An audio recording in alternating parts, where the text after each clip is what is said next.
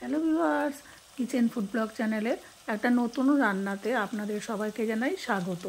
আজ আমি আপনাদের সাথে শেয়ার করছি চিড়ে বেগুন। আমি নিয়েছি একটা বেগুনটাকে এবারে আমি কীরকম করে একদম ছোট ছোট পিস করে কাটবো, এরকম করে। আপনারা যদি মনে করেন এর থেকে একটু বড় পিস করবেন, জাস্ট একটু বড় পিস করতে পারেন, কিন্তু এইভাবে পুরো আলুটাকে কেটে নেব। এই রিফাইন্ড অয়েল বা সাদা তেল গরম হয়ে গেছে। এবারে আমি দিয়ে দেব কেটে রাখা বেগুনগুলো। আপনারা বেগুনটা এর থেকে ছোট কুচিও করতে পারেন। দিয়ে দেব হলুদ,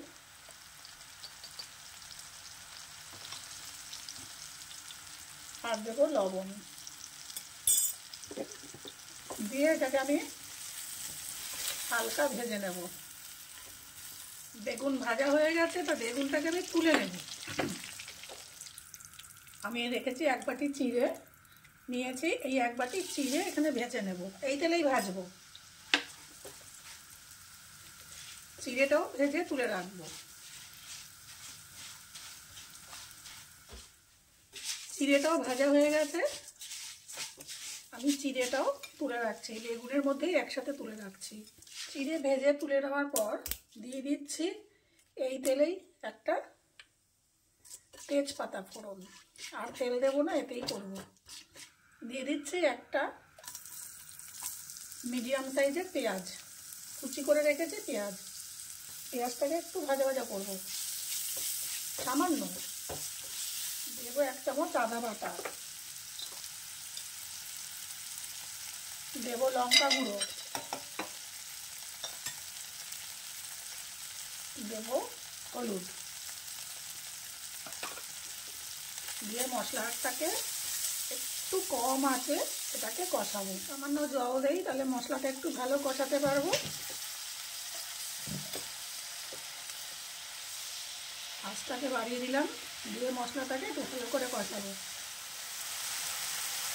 এবারে দেবো 1 চামচ জিরে বাটা,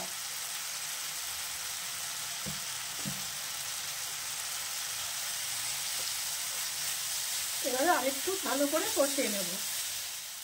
এবারে দিয়ে দেবো একটু সাদা তিল এর মধ্যে, দিয়ে আবার একটু কষাবো। গ্যাসটা একটু কমিয়ে নেব।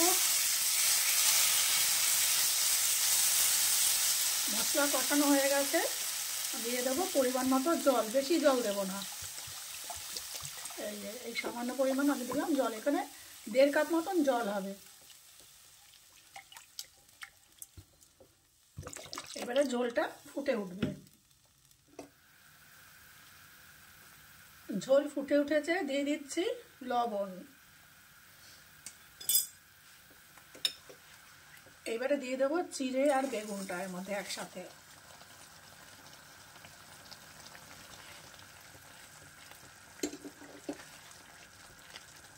এবার এটাকে মিনিট 2 আমি এটাকে হতে দেব। এবার দিয়ে দেবো স্বাদ অনুযায়ী চিনি। এই রান্নাটা আমার একটু মিষ্টি মিষ্টি খেতে ভালো লাগে। তার আগে